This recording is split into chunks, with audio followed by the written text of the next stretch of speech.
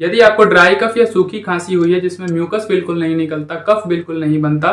तो आपके प्राणवायु के बिगड़ने के कारण होने वाला वात रोग हुआ है, जिसके अंदर आपको ठंडी चीजें बिल्कुल अवॉइड कर देनी है, ठंडे स्थान पर रहना, तेज हवा का सेवन करना, बासी चीजें खाना, हल्की चीजें खाना, रूखी चीजें खाना, इन सब चीजों को बंद कर देना है। आपको स्निग्धयुक्त तेल का प्रयोग करना है, जैसे तिल या मूंगफली का तेल, जिसके अंदर आप एक एक चम्मच इनके तेल में सौंठ या काली मिर्च का पाउडर मिलाकर दिन में 2 से 3 बार चाट सकते हैं। आप रात को सोते समय हल्दी वाला दूध पी सकते हैं, जिसे गोल्डन मिल्क कहा जाता है। ऐसी चीजों को करने से आपको ड्राई कफ में काफी ज्यादा आराम मिलेगा।